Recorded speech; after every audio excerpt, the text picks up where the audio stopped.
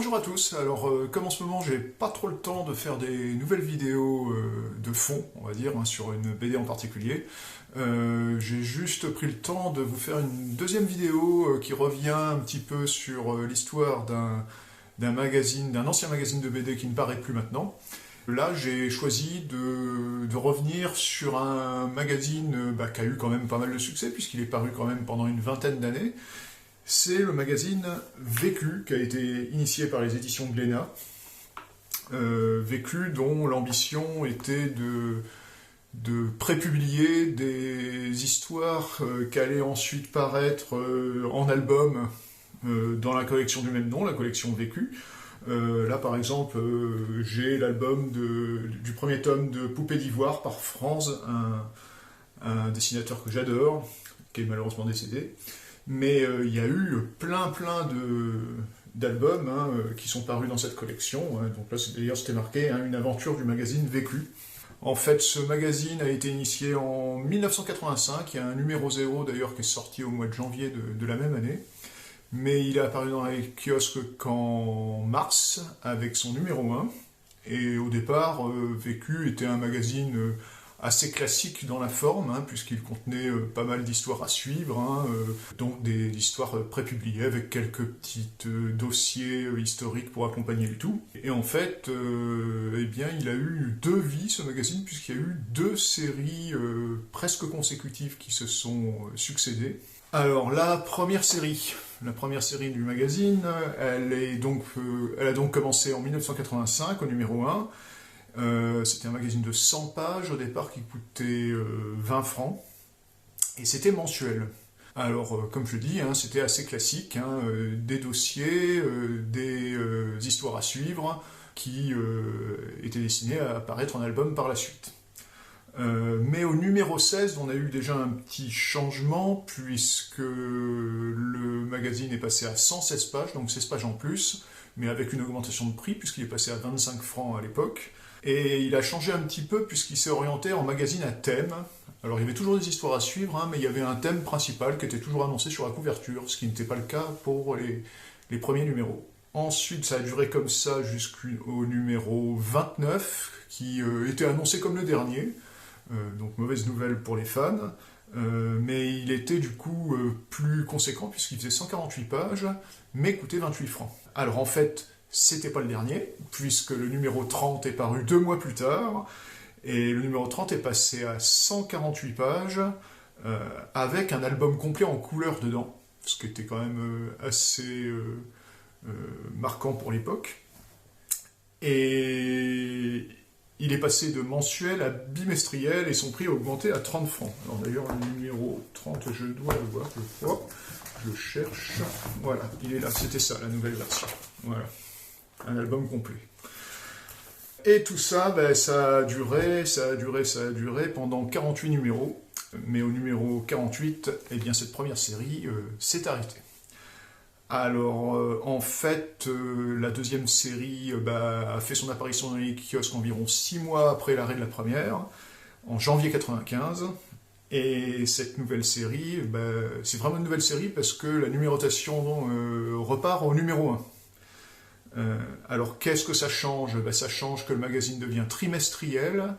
Alors il y a toujours une grande histoire, c'est-à-dire un album complet qui est offert dedans, mais il n'est plus en couleur, il est en noir et blanc. C'est-à-dire que les 46 pages de la grande histoire sont en noir et blanc, le reste du magazine étant en couleur, et le reste du magazine, c'est plus des histoires à suivre non plus, ce sont les bonnes feuilles, en fait, des albums à paraître chez Glénat dans la collection Vécu. Alors, ça suit son petit bonhomme de chemin avec cette deuxième série, qui marche relativement bien, apparemment, mais le magazine redevient bimestriel à partir du numéro 33, d'ailleurs.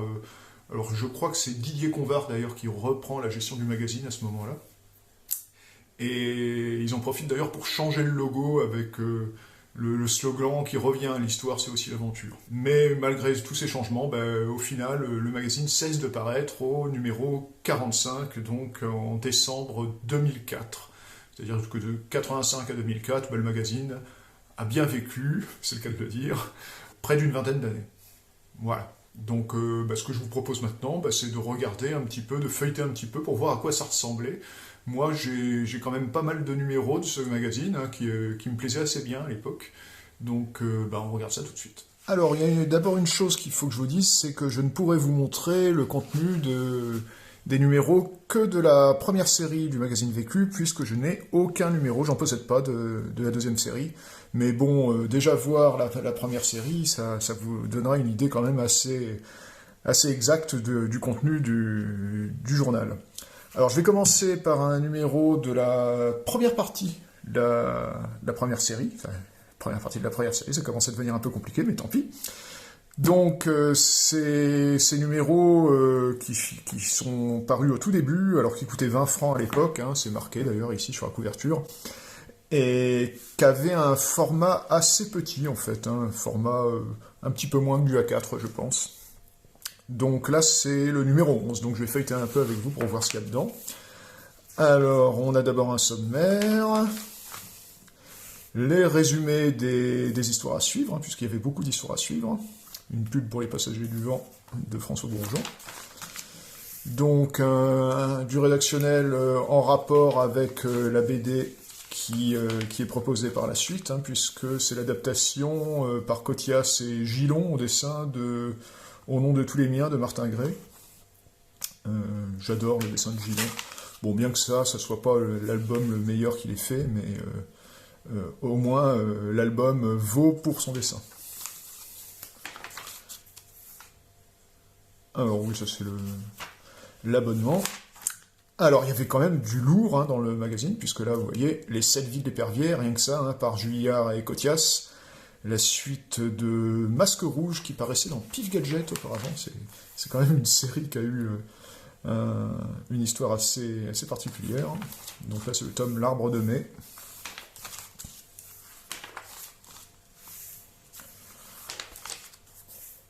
Autre série poids lourd de l'époque, mais qui est un peu oubliée maintenant, c'est Le Vent des Dieux par Adamov et Cotias, la même équipe qui nous ont apporté une très très bonne série aussi, mais de science-fiction, qui s'appelle Les Eaux de Mortelune, qui est très très bonne. En tout cas, le premier cycle des Eaux de Mortelune est excellent.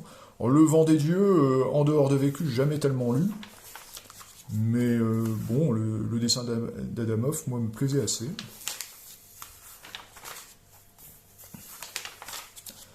Alors, Timon les Blés par Arnoux et Bardet. Alors, à l'époque, j'aimais beaucoup cette série. Moi, je vois a posteriori que je trouve le dessin un peu maladroit. Mais quand j'étais jeune, ça ne me dérangeait pas du tout. Donc, il faudrait peut-être que je le relise.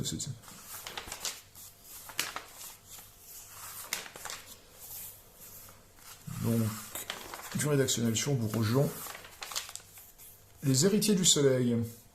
Alors, en feuilletant, là, je me rends compte qu'il y a une grosse coquille dans le journal, parce qu'en haut des pages, ils attribuent la paternité de la série à Conrad, ce qui n'est pas du tout le cas, c'est Convar. Conrad, c'est le dessinateur qui s'occupe d'Astérix maintenant, ça n'a rien à voir, rien à voir. Didier Conrad, c'est pas du tout lui qui a fait Les Héritiers du Soleil. C'est quand même une grosse coquille. Hein. C'est Convar, Didier Convar. Héritier du Soleil, qui a une série qui a eu une longévité assez remarquable. Autre série poids lourd, Louis Laguigne. J'aimais beaucoup à l'époque aussi ça. Par Giroud et De Toré.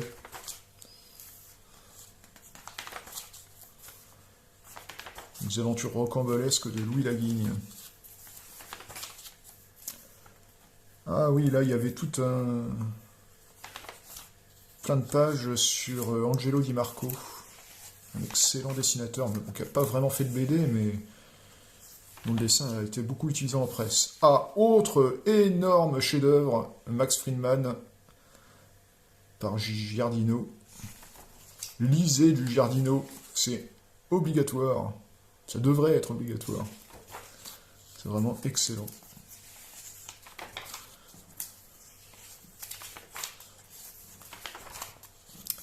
Alors là, une série qui est complètement oubliée, je pense, maintenant. Je crois qu'il y a 2 petits albums qui sont sortis. Milos. Bon, même à l'époque, ça ne m'avait pas passionné. Le dessin, je le trouve assez maladroit. Cordonnier, je ne crois pas qu'il qu'il est encore d'activité dans le monde de la BD. Bon, je me trompe peut-être, mais... Bon, la Gazette par Filippini, hein, voilà, où c'est chroniques de livres, etc. Et l'annonce du prochain numéro. Voilà. Donc, les nouveautés Glénat du mois. Alors, c'est assez amusant de voir le prix que coûtait un album de BD à l'époque. Alors, 36 francs, c'est l'équivalent, c'est même pas 6 euros, c'est 5,50 €. Vous imaginez, maintenant, ça coûte 15 € un album de BD. À l'époque, comparativement, c'était pas cher. Voilà. Donc, je vais passer directement au numéro 18, qui va pas mal changer, puisqu'à partir du numéro 16, la formule a un petit peu évolué. Donc déjà, le format est un peu plus grand, et chaque numéro a un thème central. Donc là, celui-ci, c'est les amants de l'histoire. Donc je vais vous montrer un petit peu. Voilà. Vous voyez qu'à l'intérieur, ça change pas mal. Alors, il y avait la pub pour l'autre magazine de Glénat, Circus, qui était le magazine adulte.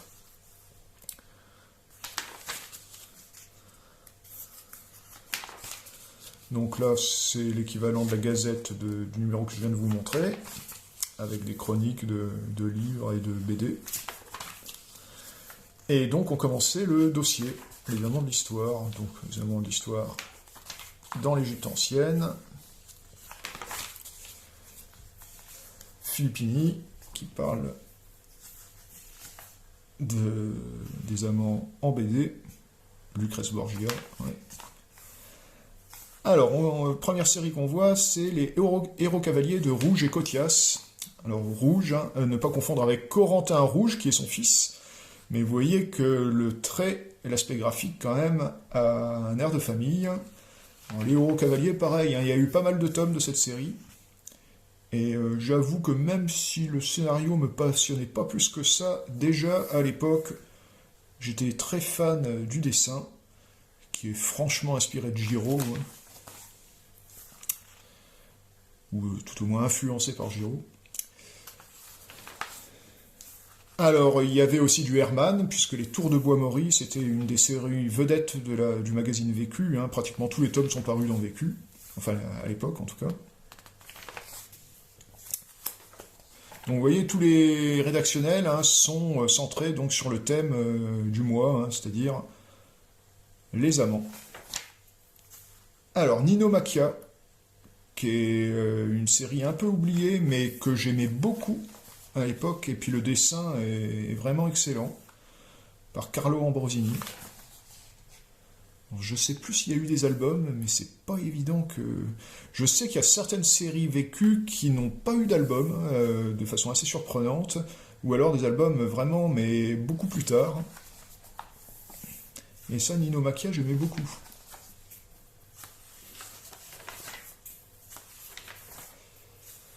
Alors, Les Pionniers du Nouveau Monde, par Jean-François Charles.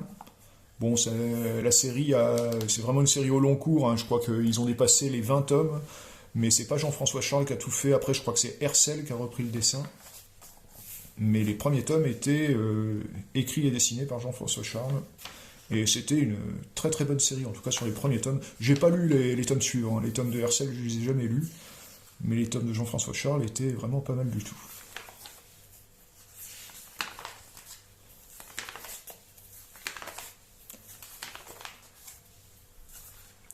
Une espèce de petit jeu en rapport avec le thème du mois. Chronique de la maison Le Quéant. Autre série marquante, alors en particulier par son dessinateur, Jussaume, qui n'avait pas encore débuté à l'époque, je pense pas, la série qu'il a vraiment fait connaître, qui est Tramp, avec c'est Swolf qui était au scénario. La série sur le marin, une série marine. Et la Chronique de la maison Le Quéant, c'était assez bien aussi. Puis on voyait tout le potentiel qu'avait le dessinateur. La grande nymphomane. Ouais. Alors, Louis Laguigne, par De Toré et Giroud encore. Toujours bien, Louis Laguigne. Alors, une série d'humour, Nilus, par Oregon. Je connais pas trop ça. De silence et de sang, sur la mafia, par Malès et Corteggiani. Ah, c'est une des premières séries de Marc Malès, qui s'en est affranchi un peu après, hein, qui a fait des BD, on va dire, plus auteurisantes. Mais c'est un excellent dessinateur. Ah, et ça, c'est les Chemins de la Gloire, par Daniel Hullet et Bucquois au scénario. Très bonne série au demeurant aussi. Ah, c'est les albums qui paraissaient. Alors, tous n'avaient pas encore la charte graphique de la collection Vécu, hein, qui est celle-là. Hein. Vous voyez, Giardino, donc non, il n'a pas la charte graphique. Arnaud non plus, alors que c'est une des premières séries à être parue dans Vécu. Les Passagers du Vent non plus. Mais ça se faisait petit à petit. Alors là, une série que j'ai un peu oubliée, hein, Yerushalayim, par Schetter au scénario. Alors Schetter qui était aussi un dessinateur, hein, qui était à l'origine de la série Cargo, qui avait eu son petit succès au début des années 80. Et Moineau au dessin. Alors Moineau qui a depuis dessiné des Nestor Burma, si je ne me trompe pas. Mais c'est pas du tout le même style graphique qu'ici. Hein, honnêtement, je ne me rappelle plus de cette série, il faudrait que je la relise.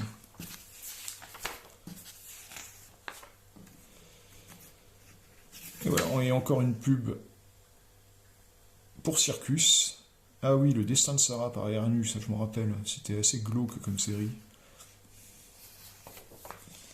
Et les nouveautés du mois. Les nouveautés du mois. Le Bal du rat mort. Ah ouais, ça c'était super glauque aussi. Donc Milos, on en parlait tout à l'heure. Le Vent des Dieux, Timon les Blés. Ok. Donc alors là je vais sauter un peu dans le temps. Alors je vais quand même vous montrer, hein, tous les numéros que j'ai. Donc j'achetais pratiquement tous les mois à l'époque. Hein. Donc là après le 18 c'est le 19 avec Julia en couverture. Ensuite j'ai quoi? Les Chemins de Malfausse pour le numéro 20. Ensuite, encore du Julliard. Les Aigles décapités. Eh oui, par Crane. Alors une autre série qui n'est pas parue immédiatement en album, je crois, Rebecca. Qui était très, très bien cette série. Et le dessin, j'aimais beaucoup. Est-ce que je peux vous en montrer un peu? C'est à quelle page? Page 14, voilà, c'est ça. Et ça, j'aimais bien. Un dessin très, très reconnaissable, hein, il est très personnel, mais j'aimais beaucoup cette série, Rebecca. Ensuite, le numéro 24, avec du Gilon en couverture. Le numéro 25. Le numéro 26, avec Malès, de Science et de Sang. Je vous disais qu'il y avait beaucoup de Herman. Voilà encore Herman, et Tours de Bois-Maury. Vous voyez toujours le thème, hein, là, aventure exotique. Timon les Blés. Encore du Herman. Encore du Herman. Le Tour de Bois-Maury. Voilà, donc là on passe à la nouvelle version avec un album complet. Donc je ne vais pas vous montrer celui-là, je vais aller un peu plus loin. Ça c'est encore du Juillard, du Adamoff, du Jussaume, si je ne me trompe pas. Et je vais regarder celui-là avec Herman en couverture. Alors, on avait le sommaire. Alors, les nouveautés du mois, à côté. Qu'est-ce qu'il y avait? Ah, il y avait du coquin aussi. L'art de la fessée et les malheurs de Sophie. Les malheurs de Sophie par Don Laurence. Tiens, je ne savais pas qu'il avait fait du grivois comme ça, Don Laurence. Don Laurence, c'est l'auteur de Storm ou des Chroniques de Trigan, qui sont d'excellentes séries de science-fiction au dessin hyper réaliste. Je vous recommande fortement. Et l'art de la fessée, illustré par Manara. Bon, ça c'est moins étonnant. Donc Louis Laguine, qui provient de Vécu, les Héros Cavaliers aussi, ça vient de Vécu.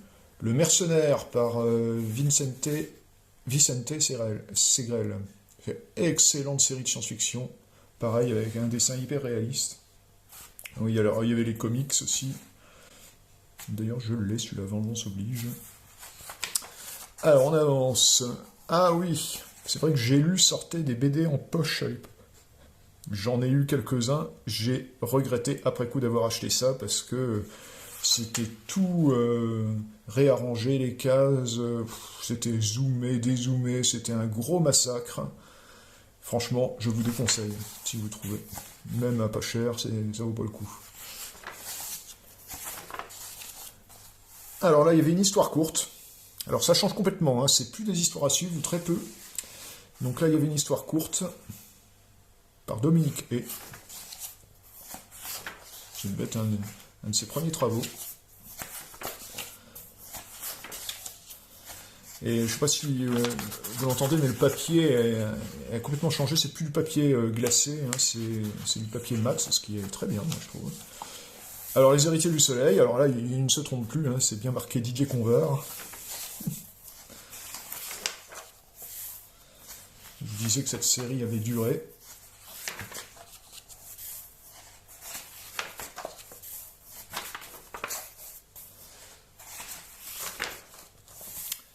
Alors, Les Tours de Bois-Maury, toujours, du Herman. Alors là, elle était en série à suivre. Je vous disais qu'ils avaient pratiquement tout publié, Herman, dans Vécu. Donc il fallait bien 4 ou 5 numéros pour publier l'album en entier. Hein. Bien qu'il publiait, oui, une dizaine de planches par numéro, quelque chose comme ça. 10 ou 12 planches.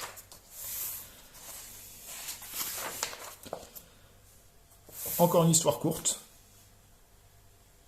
par Dufossé et Rodolphe au scénario.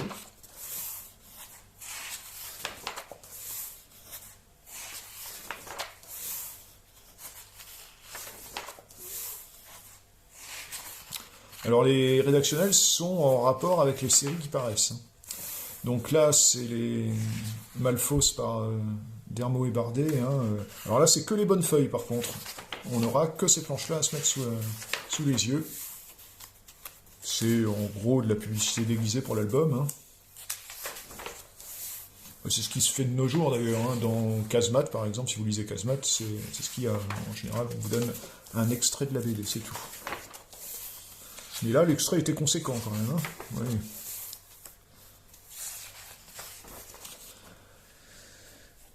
Alors, ça c'est les bonnes feuilles. Alors, je me rappelle plus du tout de cette série. Dessinée par Norma. Je me trompe ou Norma, c'est celui qui dessinait la série Capitaine Apache dans Pif Gadget? Ou alors c'est un homonyme? Je sais pas, il faudrait que je regarde. Enfin là, ça n'a rien à voir. Hein.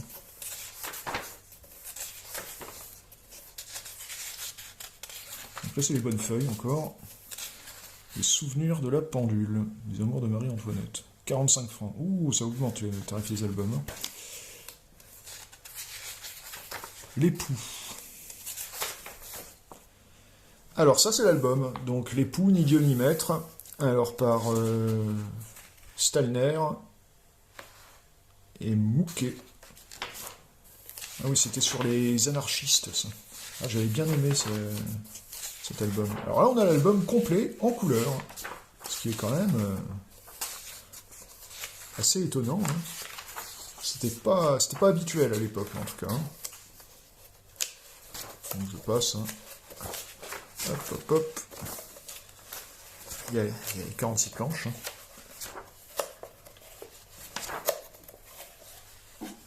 Voilà, fin. Et le bulletin d'abonnement. Alors oui, Serre, qui était un dessinateur assez populaire à l'époque, hein, qui faisait... C'était pas de la BD, hein, c'était plutôt des gags en images. Et il avait des albums à thème, comme ça. Et derrière, une publicité pour un magazine qui a été assez éphémère. Je ferai peut-être une vidéo dessus un de ces jours, parce que je dois en avoir quelques numéros, qui s'appelait Gag Mag. Bon, honnêtement, c'est pas trop étonnant qu'il n'ait pas duré, parce que c'était pas extraordinaire, hein, malgré la publicité, le drôle de magazine drôle. Voilà, ben, c'est tout pour ce feuilletage. Alors pour terminer, je voudrais quand même dire un mot de quelque chose, puisque le magazine Vécu a quand même marqué son époque, puisque encore maintenant, bien, on en parle, et d'ailleurs, eh bien, la maison d'édition Hachette, avec sa filiale Hachette Collection, a débuté en 2019 une grande collection consacrée au magazine Vécu. C'est-à-dire que ils sortent en maison de la presse des albums, des BD qui sont parus dans le magazine Vécu, et avec un petit dossier à chaque fois. Et bien ça marche, hein, puisque là, au mois de janvier 2023, au moment où je vous parle, ils en sont quand même au 75e, non, au 82e numéro sorti. Ce qui fait quand même beaucoup, mais c'est vrai qu'il y a énormément de BD ou d'équivalents albums qui sont sortis dans ce magazine, donc je crois qu'ils ont encore un petit stock avant d'épuiser le filon. Toutes les séries stars sont déjà sorties, je crois, dans la collection, mais c'est pas parce que les séries stars sont sorties qu'il ne reste rien d'intéressant, au contraire. Donc, eh bien, c'est peut-être, pour ceux qui ne connaissent pas, une collection, un abonnement à prendre, parce qu'on peut s'abonner à ce genre de collection, un abonnement à prendre qui peut être intéressant. Voilà. Donc sur ce, je vous laisse, et puis je vous dis à bientôt dans une prochaine vidéo Unboxing BD. Ciao!